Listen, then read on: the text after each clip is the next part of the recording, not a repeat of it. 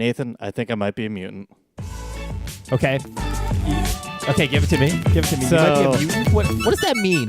So I was going to take a shower like a normal hygienic person would. Yeah. And I took off my shirt, Oh, God. which usually reveals a rather featureless torso. Okay. But I noticed that the chest hair that I am now growing in, due to being in my mid-20s, is coming in the shape of an X. So that means I'm an X-Men now, right? You're fucking Wolverine. Yeah. That's weird. It's coming in the shape of an X? Yeah, it's just like... Okay, Yeah. I don't have enough for it to be a formation. It's like a connect the dot kind of thing. You can find something in there if you look hard enough, but there's not enough to make a shape. Yeah, it kind of like used to be like that the caret symbol, like Shift 6 on a keyboard. Yeah, like it used to be that kind of shape, but now it's starting to turn into an X. I'm like, oh damn. Okay. So now I need to find my mutant power. Right. I don't know what it is yet. I just know I have one. I assume it's being okay at podcasting. Hello, everybody. Welcome to NameCast. My name is Nathan, and we got a good show lined up for you guys today. I got beside me my trusty co-host, Kevin, as you guys know, who is definitely a mutant. Yes. Totally has mutant-like powers. We're talking about a lot of stuff today, Kev. Yeah. We're talking about Ludem Dare 38. You were in that? I made a game. We're talking about a game that you played for Bonus Barrel. Yeah. We're talking about Shovel Knight, Spectre, Torment, Dark Souls 1, the game Everything. We're talking about Starcraft 1. We got Rick and Morty, Virtual Rickality. We got Cliffy B on their Sustainability. There you go. And the SNES Mini. Is that going to happen? Is it a thing? Who knows? And we're also going to be talking about the SGDQ. Summer games done quick. Yeah, schedule that has been posted. Now, Kevin, we gotta get into some stuff. But some stuff and things. Well, we got, stuff and things are good. I like to get into them. So let's get into it, my friend. Now, let's get into it. With the housekeeping. Okay. Shit. I did the wrong one. That just goes. I did the, it just goes. It just works. I really like this little jingle though. So. It's good. Thanks, buddy. Okay, what games have you been playing? So I've been playing a game for Bonus Barrel. Like I mentioned multiple episodes ago for our avid listeners. Yes. It was Nintendo 3DS remake. The plethora of games on the 3DS. Phoenix Wright Ace Attorney. Objection. Yeah, that game. Yeah. Yeah. Okay. So yeah, it was my first time ever playing them. So I'm going to be on Bonus Barrel's episode next week. Woohoo! Look for that. Talk about that, and I'll share all my opinions there. Yeah. Other than that, it's kind of busy during the week last week, and then this weekend I took the whole weekend to focus on Ludem Dare. Now tell me about that. 38. Tell me about that. So this is actually the 15-year anniversary of Ludem Dare. Wow. I don't know if you knew that. That's a long time. Yeah. Damn. Really long time. Okay. So Ludem Dare is it's a game jam. So basically a set amount of time in which people make video games. This one 72. runs like either 48 or 72 hours, depending on which one you do. Yeah, you were doing the jam. Yeah, I did the jam, so that's 72 hours. And yeah, that's the gist of it. So I ended up making a video game. What'd you make? So the theme was Small World. A Small World, yeah. That's the theme that we had to work off of. Yep. And from that, I was like, well, originally I wanted to do like friggin' platformer with like rotational gravity. It's just too tough. It's too tough. I was like, this is just going to be nightmares and bad. So I strayed away from doing it and kind of did a simulator instead, which is actually not really a genre of game I've made before. Fair enough. It seems tough. It's it's kind of interesting to make. Yeah. So I ended up making this kind of like world simulator where you have like different resources for the world. So there's temperature, water, minerals, vegetation, and population. Yeah. Just basically all the creatures and stuff. And basically you had to balance those things out by making kind of like option 1 or option 2 type choices. Kind of similar to Reigns. Yes, we've talked about that on the podcast a couple times. Yeah. Yep.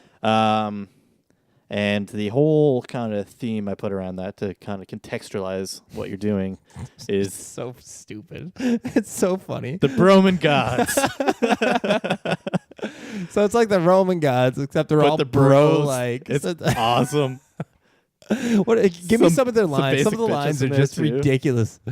I don't have their lines memorized. I just wrote them once. Yeah, but like, Stop some of them looking. are just straight foolish. Like, I can't remember, man. Water good, water bad. Like, just stupid stuff like that. Rope tunes. He's like, yo, so what's my shtick again? Yeah. And then you have to choose water good or water bad. It's just some goofy ass shit. Yeah, there. so put a link to that down in the description so you can download it, play it yourself. Yep. Yeah, any feedback's fun. Yeah, man. Yeah, it turned out all right, I think. I was really happy with like my actual process of making it. I did some things that are really I handled some things really well. Okay. As far as like kind of the programming technical side of it goes, so that like if I wanted to scale up the game more, like I made that super easy on myself. Right. Which also had a lot of benefits for like being really quick to kind of balance the game, because I only did like an hour or two of like playing the game itself to make it feel good. Yeah. So I was able to do those changes quickly. Actually inputting all the data, getting everything kind of work the way I wanted to. That turned out really easy to do because of how I set it up. So that was really nice. It's kind of a little bit disappointed with how much like polish I put into it. I would have liked to add a lot more graphics. There is no audio in the game, and there is no tutorial. All those things would have made the game feel like a lot better, a lot more complete. I think you took off a big project with this one because, like, with your other game that you did, you were building off the solid foundation of having a first person, like, you already had the template to work off of, so you didn't have to make the first personness work. Whereas in this, you there had was to no make like the way you simulation play it work. template. Exactly. And even still, like the mechanics in that first Game Jam one, there was only like you could collect things. Yep. You could activate things. There was a chair you could drag around. Yeah. And then there was like using those three things. There was 4 or 5 different puzzles. The color thing with the monitor was pretty cool, though. Yeah, that was easy to do and clever at the same time. That was kind of like a win-win type one. But yeah, like that scope was really minimal. Whereas in this, I had 5 different resources. I had to make a system so you could affect those resources. I had to make a system so that you could group up how those resources were going to be affected. Right. I had to make all that stuff kind of run over time and kind of kill themselves. And then I had to make a thing to give you the option of 1 or option of 2 and have the data for like the text and who's saying it and stuff like that. And then like a win-lose system, like all that kind of stuff. But you don't win in the game. You can't win, right? Yeah, it's just you lose. eventually. Winning is not losing. Yeah, I guess so. So yeah, there was a lot of that kind of mechanic stuff, and it ended up taking me like basically 2 days to get all that stuff in. Yeah.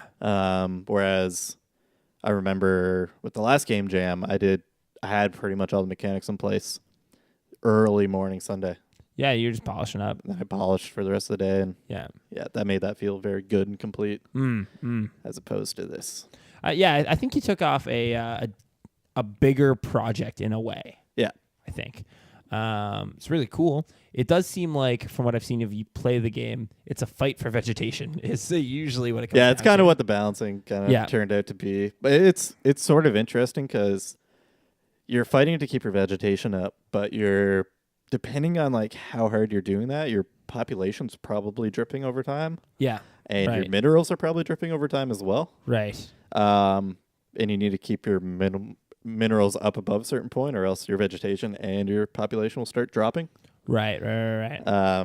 So yeah, it was kind of, I kind of like how it plays out. I don't think it's like the perfect kind of balance. I haven't played the game yet, so I don't know. Yeah, I've just seen you play it a little bit. Yeah. Cool, man. Nice. So now, do you have any final thoughts on it, or like anything you would have done differently, or would you have gone with the simulation knowing how much work actually had to be put into it? Or I think I was glad with what I did, because like I still learned a lot. Like that's a lot of the reasons I do these game jams. Like I just want to learn more about doing game development and that type of stuff. Enough. And yeah, I was pretty happy. I think it wasn't really the best timing for me. Just relatively stressed and tired. Yeah, for you especially. Fucked up. Yeah. So, yeah, I guess I didn't have too high of expectations for myself, because I had, I just didn't have the energy for it. It wasn't the best timing for me. Yeah. Hopefully the next one, though, will be significantly better. Nice, man. I think it'll be like August. That won't be good for me, but okay, yeah. I'm down with it. Definitely down with it. Yeah, I didn't make a game. I'm sorry, guys. I was gonna, and then I was working a lot, and it's just, it didn't work out. But I was playing some games. Some games? I actually played some my. games. I sat through and pretty much beat it all in one sitting. There was like a little gap there. But yeah, I played through Shovel Knight, Spectre, Torment. I was contemplating doing a Let's Play. I'm happy I didn't. I needed this one for me, you know? And holy shit, they fucking did it. They did it so well. They did it so well. Like, okay, so now, how familiar are you with Shovel Knight, Kev? You've obviously watched every second of my Let's Play, yeah? It's a platformer. There you go, bud. Bounce and stuff. Yeah, kind of like DuckTales. It takes a lot from Mega Man and things like that. And, you know, with Spectre Torment, it kind of does more like that. You can do the bosses in your own, however you want to do them. And it really fleshes out the Spectre Knight character, where it gives you kind of his tragic backstory of why he does what he does and everything like that. And it's just... It's so good. So Spectre of Torment, it's a little bit more Metroidvania-like in its level layout. I think I heard that. Yeah, I would say that's a fair characterization. I mean, there are certain things that you kind of learn to do later where you're like, oh, I go back here later and I bet you I can get that. Yeah. Yeah. So that's definitely, that's certainly a good way of looking at it. But I wouldn't necessarily call it a Metroidvania because Metroidvanias are usually one big kind of world that's all connected, whereas this has a kind of like a hub world, and then you can go to different areas, almost like a Mega Man, except Mega Man isn't really a hub world. You just get to choose each mini one. Screen. Yeah, exactly. But yeah, something that's really interesting about it is it does a lot more with traversal. So now you have a scythe, and if there's an enemy above you, you can then like attack them, and then you'll kind of strike through them, and that's how you can then move. And if you're, let's say, above it, then you can strike down upon it, and then you can do that going back and forth. And it makes for much faster combat. Nice. But they are really good at making it so that you have to take your time and be deliberate about things, because every time you jump, it's going to inflict damage upon the ground. Now, the way that they can fuck with you to do things like that, like, which is why I think they're such a clever studio, is they set you up in this one area where there's lava on the ground, right? Mm-hmm. And above the lava is a sand pile that you can stand on. Now, if you cause damage to that sand pile, it's going to go away. Yeah. And then you're left with, you're going to fall in the lava. Yeah. So, you have to be cautious of your jumps. And you also don't want to get too carried away with your swinging that, because you then have these guys with these big flails that go around. And the flails are pretty easy to deflect. You can hit it, but then it's going to come back down upon you at a faster speed too. So it's like, you're so much faster, but you have to kind of limit your speed and really think about how you're going to do things and really be cautious, because it just requires you to stop and think, but yet you're still doing really cool stuff. Mm-hmm. Really clever, man. You should play it. I know you're not big on platformers, but like it was better than original Shovel Knight. Like, yes, as far as like the level design and just how things were set up, like I was having way more fun with that. Nice. And it's harder too. I died a lot, but super, super fun. So then something else I played a little bit of Dark Souls 1. I was doing some studying. I was just listening to lectures. Made a dagger build. Daggers. Yes, so that is daggers only, and I'm using the bandit's knife. Having a lot of fun with that. Man, that weapon does not do much damage, and it does not have much range, so you really got to get in there. You basically just fuck the shield and just kind of dodge out of the way, duck, dive, and dodge, and hope to give him a little poke with my tiny stick.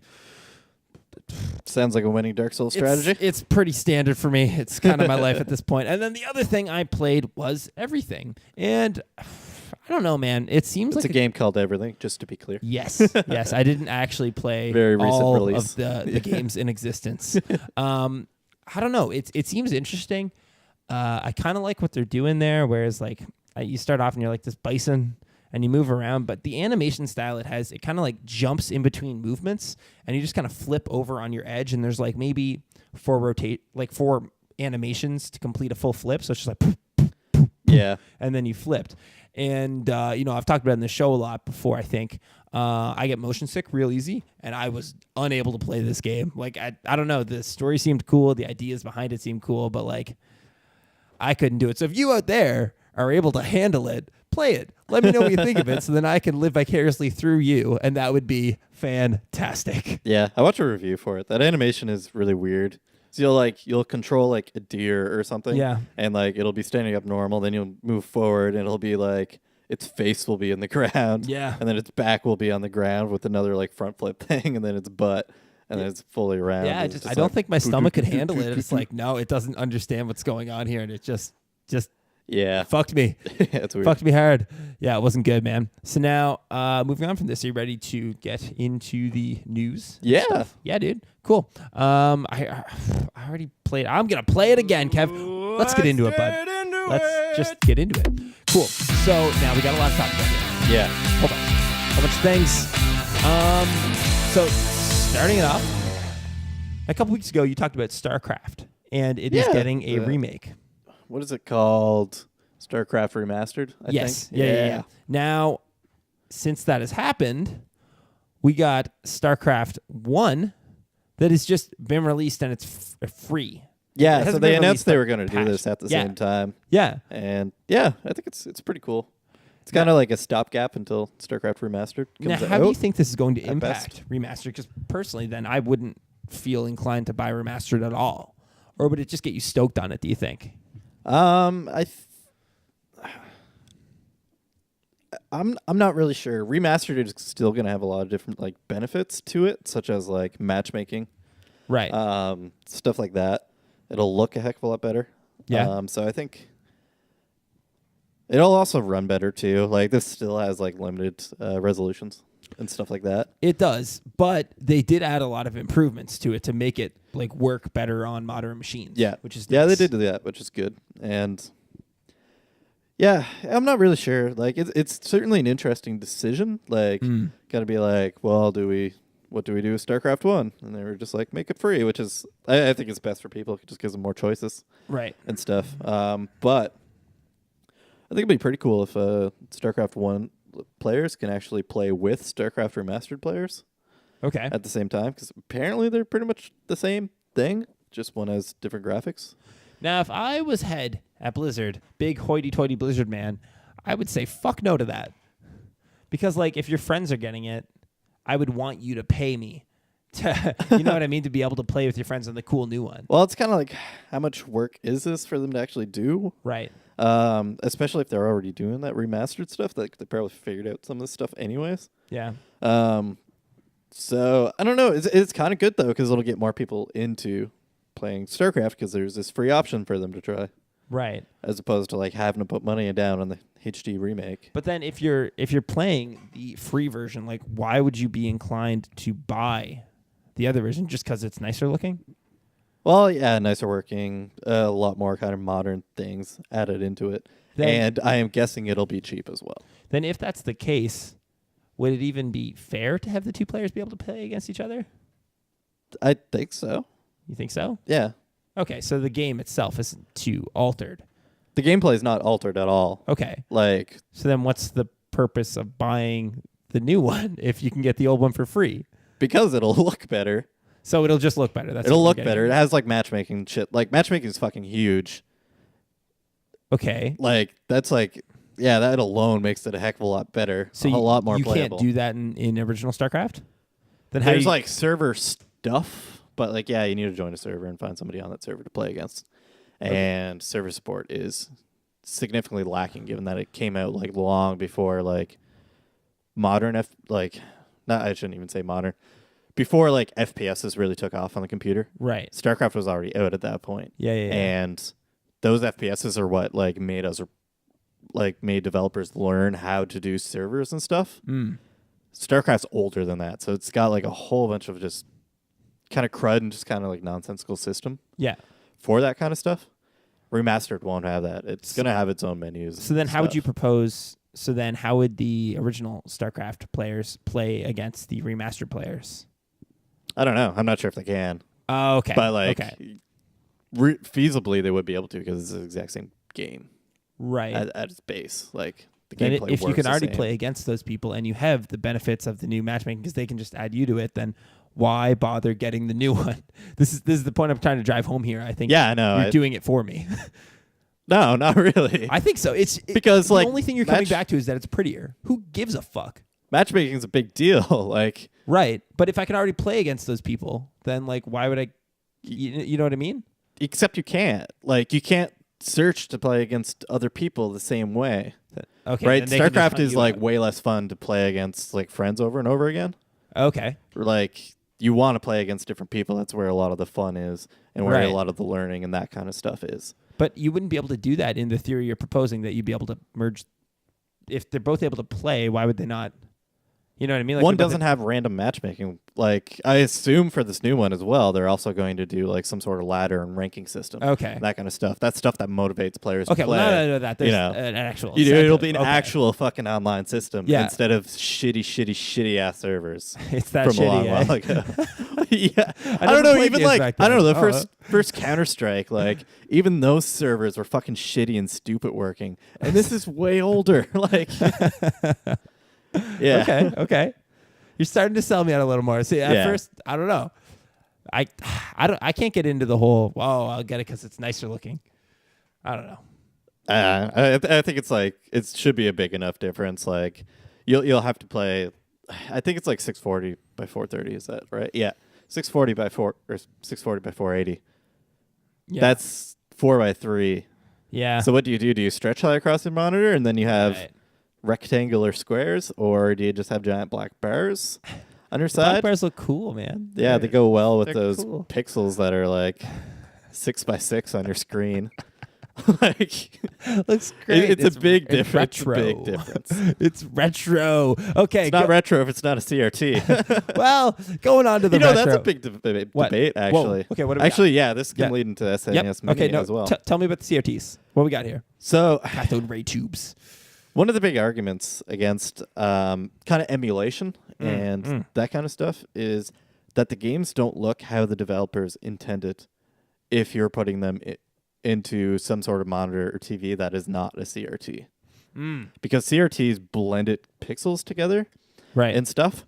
So those old retro games look better on CRTs than they do on these new monitors where they have crisp hard edges. Yeah. Instead of like this kind of blended And thing. that was something really interesting when Mega Man Collection was coming out. Yeah. Because they fucking did that right. And they didn't just emulate it. They kind of rebuilt it. Like it wasn't just running straight emulation. Like it was different.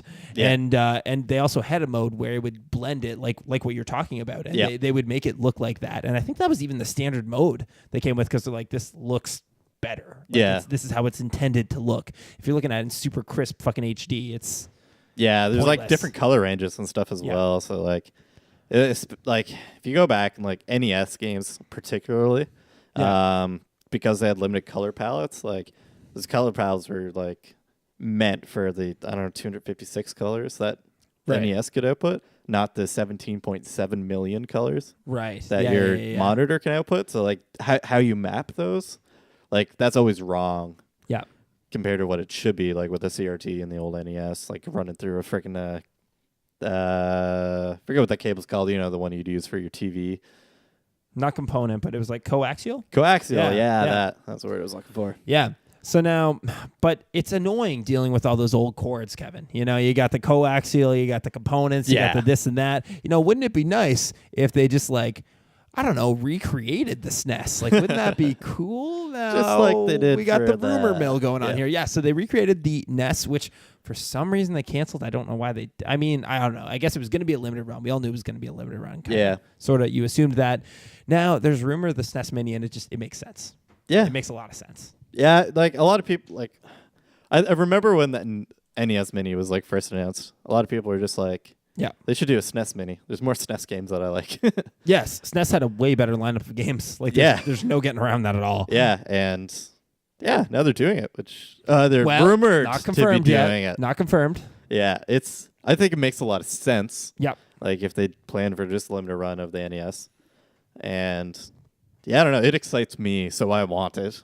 Yeah. So the article I have here is by Eurogamer, and it says sources Nintendo to launch SNES Mini this year, which, again, does seem to make sense. There's no really interesting details here, but we just figured we would, talk about it, bring it up. I think it'd be fun, I think. I mean, again, as you probably listened to me say a million times in this podcast, not much of a Nintendo guy, but I will give that there are some really good games on SNES. Yeah.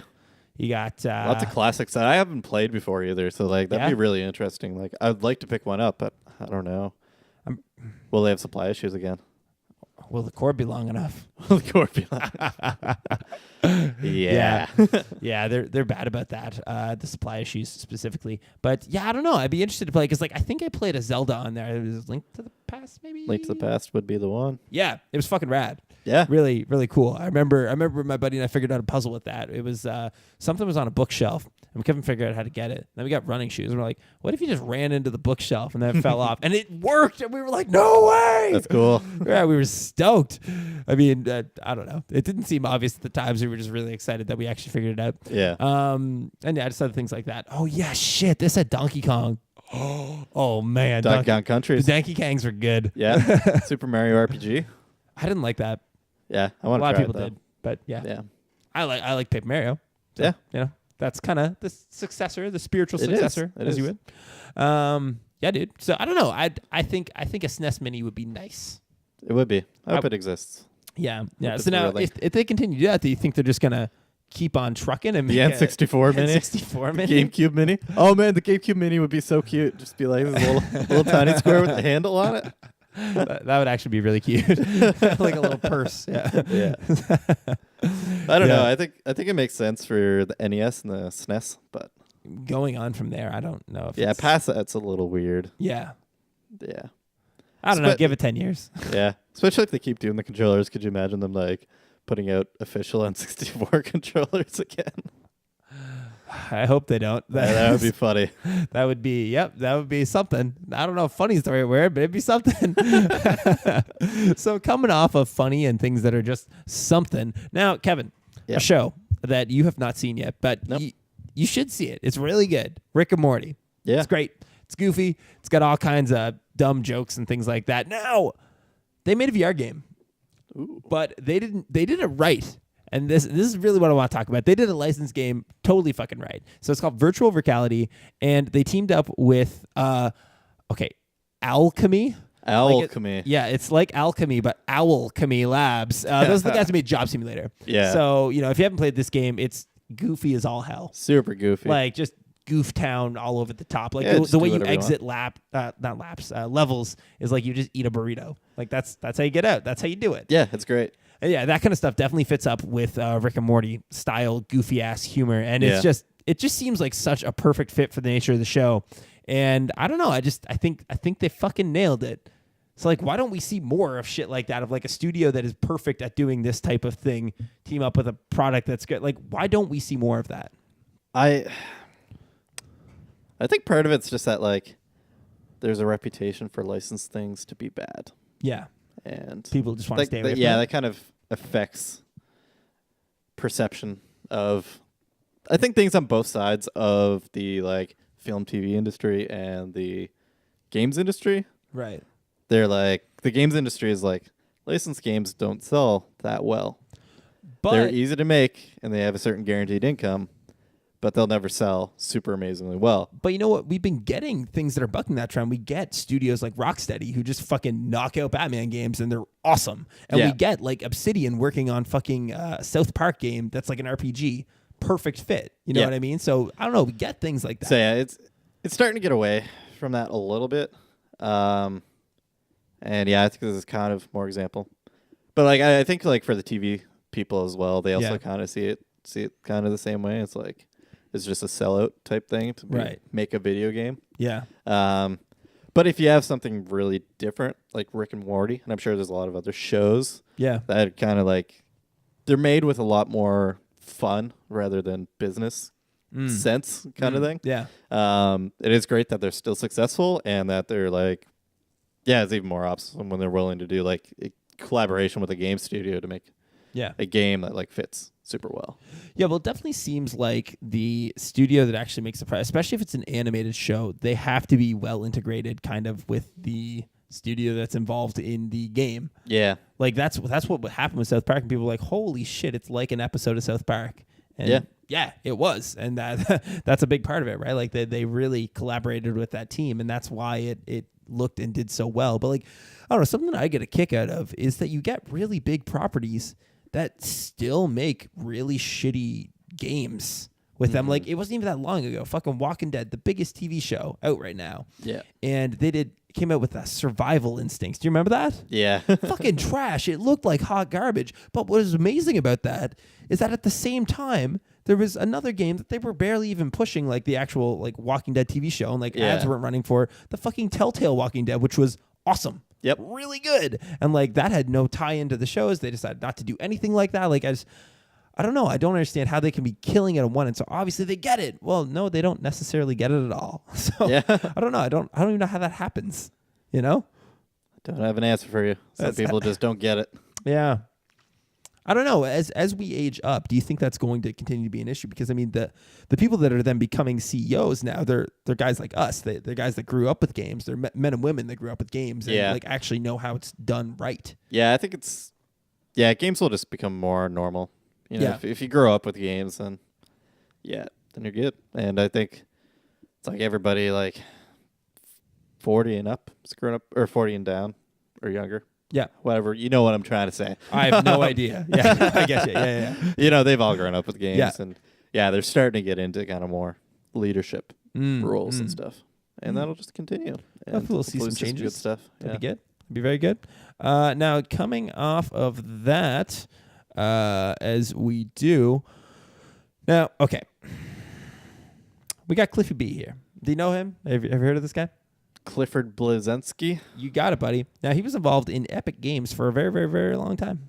Yeah. Very, very, very long time. Like did a lot of stuff. Yeah, he did. And, Epic, they make Unreal Engine. Yeah. Which is pretty cool. Yeah. We both use that. This guy made Gears of War, basically. As well. What he's known for. That's he made Gears of War, and then Microsoft pushed him a whole bunch, and then he kind of got into less game stuff, more games journalism, right? I don't know about that. I think he like blogged for a while or something like that. Yeah, he blogged for a while, and he's doing studio stuff, and he's all over the place. But anyway, in an interview he said that the AAA game space may not be sustainable. Yeah. What do you think about this? AAA is certainly a bit weird. Yeah. And I see where he's coming from. He's basically like, they're giant budgets for what's a pretty high cost. Yeah. That the buyer needs to just pay up front. Yeah. Like $60 is not cheap, and it's at least $80 in Canada, right? Yeah. That's not a small amount of money. Yeah, it's pretty expensive, and a lot of people are having to pay for it without knowing if it's good or not. And there's a lot of kind of trends to make that even worse, such as pre-orders. Yeah. Kind of becoming, for somebody who's a completionist, they pretty much have to pre-order a game if they want to get everything. Yeah, they do. Pretty shitty. Super shitty. So that's paying money before there's even any reviews or anything. There's a lot of companies that are not allowing any review copies at all through Bethesda, or at least putting that embargo date to either on or way too close to launch day. And that's pretty bad for the consumer. And I think that, as far as what I get, that's kind of his argument, is it's unsustainable because it's really shitty for this consumer. I'm going to come out from the other side. I think it also, for the developers themselves, it's becoming more and more difficult, and your project more and more has to become a hit, because you're getting bigger productions with games. Like, you're getting things like Last of Us, who have full performance capture, not even just motion capture. They're capturing everything on the face and every type of rig that's involved there, and then they're getting actors, and these actors are getting paid more and more, and these actors are now getting unions and things like that, right? And it's back in the day, if you needed a voice part done, you would just go down to John and be like, hey man, do you want to voice grunt number 47? Yeah, sure. He'll sound like grunt number 48. You know what I mean? Like, it's you know what I mean? That's what it was like. You had 6 people developing a game, and they would have turned around to 6 months. Now we're talking about, game development times of 5 years for, I don't know how many people, 1,000. Yeah. Sometimes, you know what I mean? That's a way, way more money. Yeah. And games are the cheapest they've ever been. Yeah. You know what I mean? So the margins are just getting smaller and smaller there. So, and then you do have the issue you're talking about, whereas it's such a big upfront cost for a consumer. I don't think the AAA is going to die out entirely, but we saw it with the loss of THQ, right? And those other middleware studios, like you can't make 7s or you're going to die. Yeah. That's basically, you need to knock out home runs, and that's becoming more and more evident as the years go on. And that's why we're getting smaller studios who are able to do, appropriately priced games. Like I was listening to, what's the name of the gentleman? Is it Peter Moore? He used to be the head of EA. Yep. And then head of Xbox at the time. Anyway, he said that there are no bad games, just bad price points. Yeah. Yes. And I'm starting to believe that. Yeah, it's kind of fair. Like, I don't know. People are willing to pay so much for X thing, and if you set that money amount, then they'll pay whatever. If it's really, really shitty, then just free. Or if it's really, really good, then people are willing to pay for that. What you just said is also a part of the issue, right? If it's really, really shitty, then free. Well, then you're gonna really hurt your free games market if you got a lot of shitty free products and the good free product. You know what I mean? It's it muddies the water. Yeah. Yeah, I don't think it's a super big deal, but I do. What's not a super big deal? Shitty free games. You don't think so? The free game market is fucking flooded already. Yeah, but is that not something that maybe should be? It's like spitting into the ocean. I get you, but I don't know. Just being like, oh, it's a non-issue because you don't know how to fix it. Is not a positive way to go about things, is it? I don't want to say anything that would ever cause somebody to not make a game. Right. Having a game be made, no matter its quality, is better than not having a game made. I'm going to fight that. And I'm going to fight that given, what we were talking about with Steam Greenlight a while back. You had asset flips. Yeah. You had things like this. Technically, these are games being made, but you're arguing that that's better than that not being done. I have to strongly disagree with that.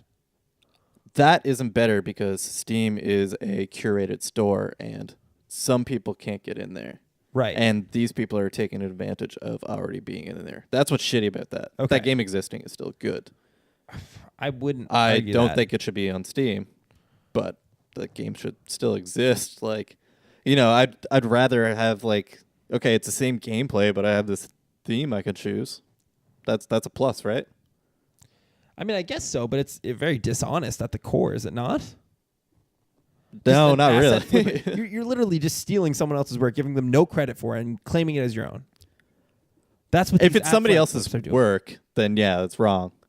But if you're making the game from scratch, like yourself, that's fine. Yeah. If you're stealing somebody else's work, that is infringement. Right. That's punishable. But there's a lot of cases of things like that, of people just flipping one thing to make it look like another game. You know what I mean? You have Candy Crush and then whatever, a million fucking clones of things like that. I don't know. I mean, I guess everyone has to start somewhere. Yeah. And and I guess this is also coming from the guy who made Cookie Clicker X. You know what I mean? So I guess I do fall into that category. But yeah I don't know, man. I wouldn't say. I don't know. It's a fine line. I can see where you're coming from, right? Yeah. That making more games is always better. Yeah. I just think it comes at a cost at a certain point. I don't know. The Steam thing, that's bad because Steam is a curated spot. But just in general, just having it out there, I don't know. It's good. People can learn. Where is out there? Are we talking about GitHub? Are we talking about just on the internet? The internet. Are we talking? Yeah. Yeah. So then, I guess so. So then, would you like all avenues where people would actually look for games, to be well curated, or is that what's being proposed? Or I don't follow.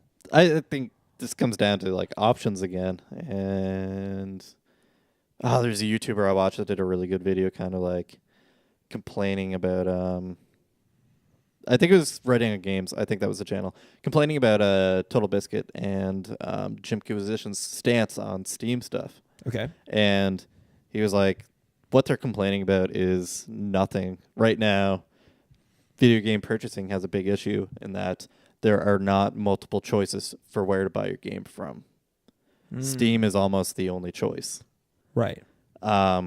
So I think what would be better is to have more options on where to buy the game. Something completely uncurated, like itch.io, right, is really good.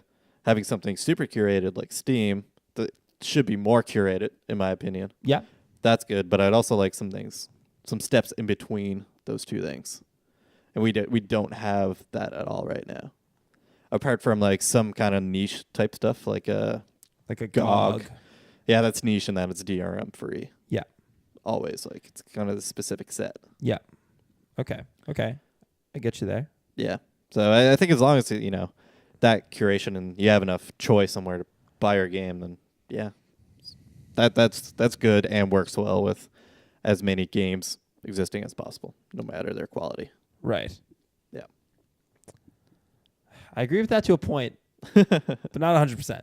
But anyway, getting back on, what the fuck were we talking about? Yeah, AAA games. Yes. So back to where this branched off from. So what we do here. I think what's not sustainable is the current business model in that you invest a shit ton of money and sell a game for $60. Now, I think that'll change. The idea of episodic content. And there are other, we see the fucking Hitman game playing with something like that, and it's not narrative driven in the way that, your Telltale Walking Dead, like watching a piece of a show. It's, you get this level. Do you like it? Do you want the next one? You know what I mean? And it's like you pay whatever, $10 a piece, whatever it is. Yep. It comes up to the full cost of the game, but you're still getting that level of polish and quality that you'd expect, just a smaller amount of it. You get it a bite-sized kind of. Yeah, it's good. And I think the big problem with that, though, is like it only works for certain types of games. Yeah. And I think free-to-play is in that kind of same situation where if your game is like free-to-play, then your game actually needs to work for that. Like there needs to be good entrance like at free, and then there needs to be reason to pay money later on for things. Yeah. Without being like super stupid. Yeah, because I don't know. See, I bring it back to the types of games I like, and I can't see how I would get a Dark Souls experience that wouldn't be you pay your $60 up front. I don't know. I can't think of a good way for that to exist. I think that's why like the premium model is so popular, is because so many different types of games can be sold that way. Yeah. Because it doesn't modify how it needs to be sold at all. Yeah. I think a model that isn't used enough is subscription. Okay. I think there's a lot of like multiplayer games that could make use of that really, really well. Like a Call of Duty or something? Yeah, like I don't know about Call of Duty because I feel like they'd have to give away their campaign for free at that point. But something like Rocket League. My question is, why even bother making the campaign in Call of Duty? That seems so stupid to me that that's still being done. It sells really freaking well, actually. They have like 40% of players only play the campaign. Yeah, but then why can't we just separate the two? Because, 40% of players only play the campaign, but like how many players don't even really touch the campaign? And like if it wasn't there, they wouldn't give a shit. Yeah, honestly, I'm not really sure why they're not separated. I think it's weird. I think the multiplayer model would work better if it was not. Yeah. Because people would actually invest into it more because it exists for longer. But then do you think, I guess kind of answering a question that maybe I raised myself is like, would you still be willing to pay that $60 for the game if it came with less than what it came with before? You know what I mean? Yeah. You'd probably be like, I'm going to pay $40. You know what I mean? This seems ridiculous that they would give me less product. Yeah. So maybe that's why it's continued to be bundled in like that. But yeah, it's pretty hard too because it's not like a friggin' package of chips where you can just make the bag bigger. Right. Yeah. Exactly. Yeah. Making the bag bigger doesn't necessarily make the game better. Yeah. Yeah. So it's kind of rough, and that's that way. But I think for multiplayer stuff, like, just be a lot better subscription. Like, Rocket League had a really cheap price considering like its popularity and how good it was and stuff like that. But I don't know. I played Rocket League for like 6 months. Like, how much money would have made if they said, like, for example, your first month is free, but other than that, it's $5 a month. Like, I think something like that would be really interesting to see how many people would go for that. Yeah, but I mean, I guess I get you there, but at the same time, Rocket League has the most players it's ever had, and it's continuing to have the most players it's ever had. So they'd be making more and more and more money. Yeah. Yeah.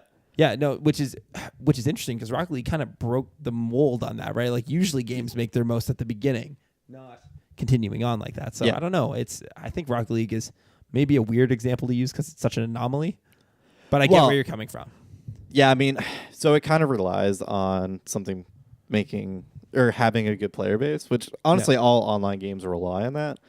But, that doesn't solve the other half of the issue where it's the publisher's risk that they're putting in. Right. If you're doing like a subscription model like that, like if your game doesn't kick or doesn't do well, then like it's a complete loss. You make almost no money back. Yeah. Yeah. Which, it's especially rough. So it's like,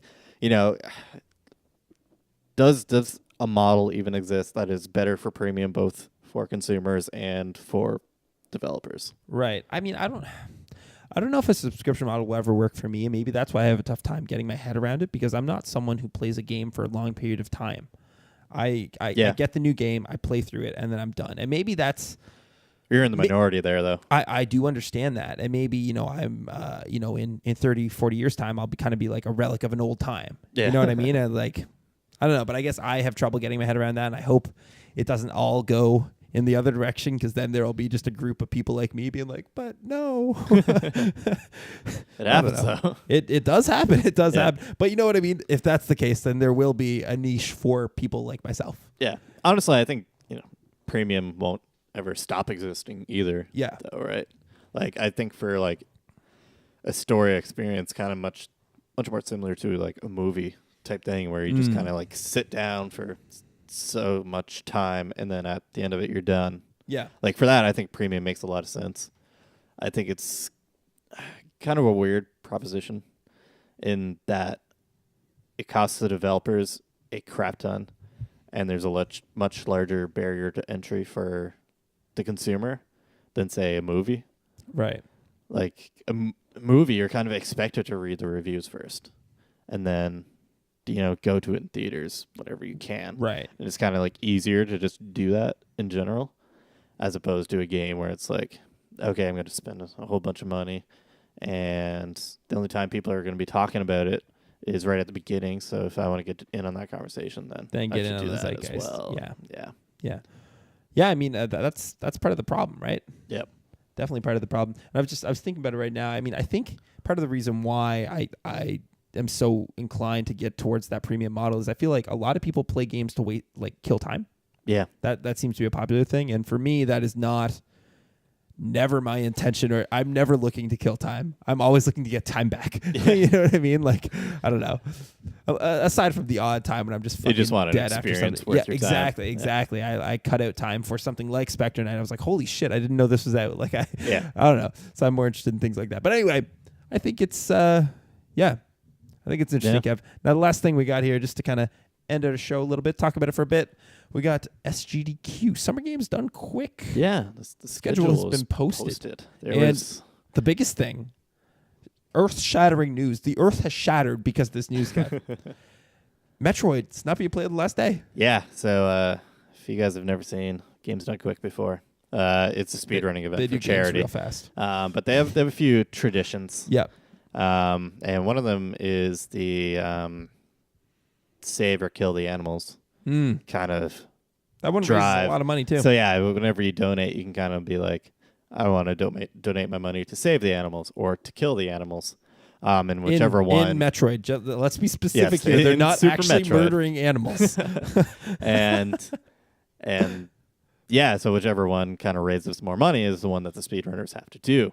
That's always been like the second last run of the entire event. Yeah.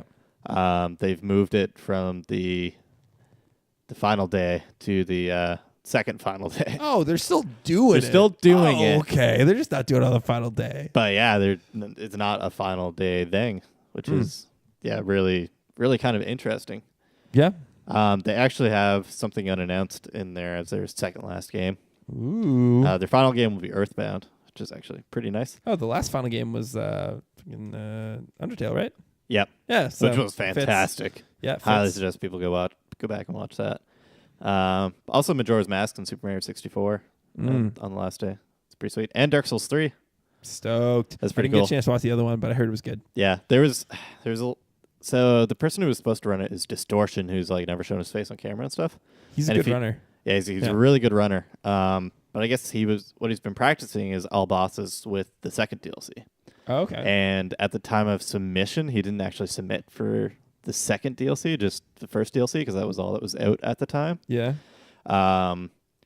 And I guess they accepted with the first DLC, so Distortion backed out of doing it. So Thor W is going to run instead. Wasn't he the guy who ran last year? No, I don't think that's who ran it last year. Oh, okay. Somebody else, but should be a cool run. It's kind of disappointing that it's not Distortion doing it, because a lot of people were really excited to be like, oh, it's his face reveal, like his first time on camera. Yeah. Plus, he's like usually the WR holder, is he not?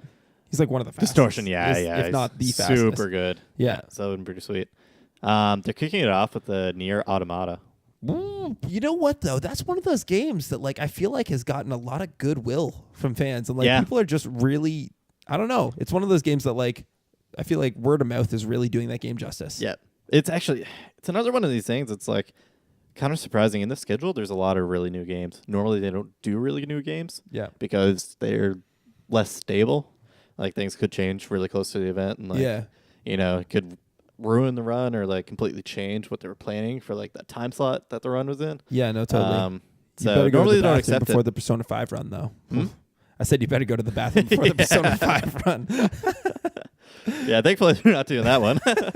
But it's kind of funny, and so I guess there was the option to submit games for Legend of Zelda: Breath of the Wild. Oh, and okay. all of the runners for Legend of Zelda: Breath of the Wild, they kind of like got together, they talked about it, and they're like, they made a gentleman's agreement that they weren't going to submit. Really? For Breath of the Wild. Why is that? Because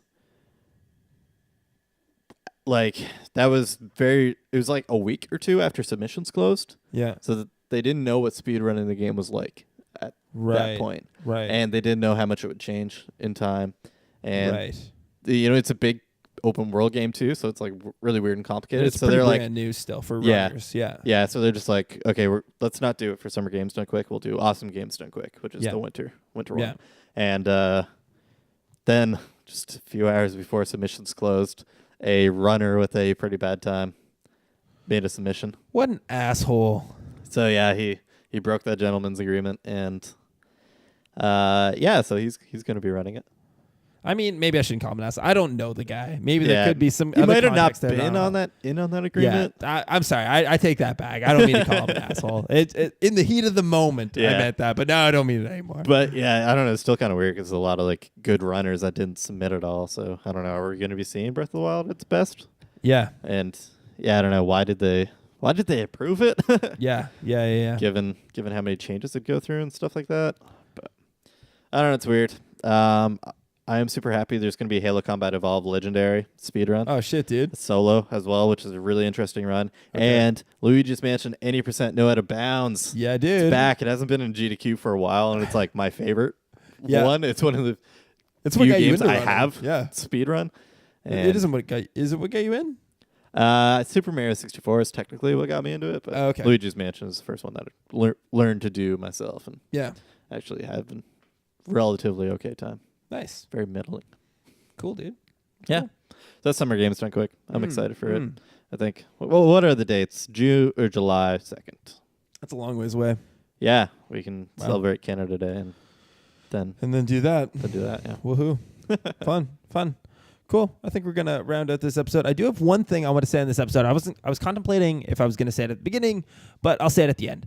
So this is going to end on a serious note, and I do apologize. So if you want to like end your day on like a happy note, or not your day, but like end this episode on a happy note, just cut out the video. I'll understand. It'll all be good. I didn't run this by Kev, so he's giving me weird looks. It's surprise. Okay. Not a good one. No. So I just figured I had to talk about this for a second. Just, I don't know, because like I have a small platform to say things, and this is my time to say something. So I had a friend who just killed herself, actually, about a week ago. And I just wanted to talk about that for a second. So, she, I don't know how she did it, but she, left her son, who's like 5 years old, and, left her parents with no daughter and her brother, who was probably the saddest person I'd ever seen not too long ago. And it was fucking terrible, dude. Like, she's the same age as myself, same age as you. Mm-hmm. And so I don't know. I figured I would talk about that for a second and just like, if I've talked about my depression on the show a lot, or as much as I want to. I don't really like to talk about it much. But, if you're out there going through anything like that, understand that you are not alone. And fucking send us a fucking message or comment or something or whatever. Like, I will talk to you, absolutely, if that's what you want or anything like that. Like, I don't know. Just, it's hard to see the signs with people sometimes. And, it Talking sucks. Helps. It sucks a lot. Anyway, that's my happy way to end the show. Guys, just, be nice to each other. Okay. Bye. I'm going to play the music. I know it's not fitting right now, but I'm going to play the music. Okay. Bye, guys. Have a good one.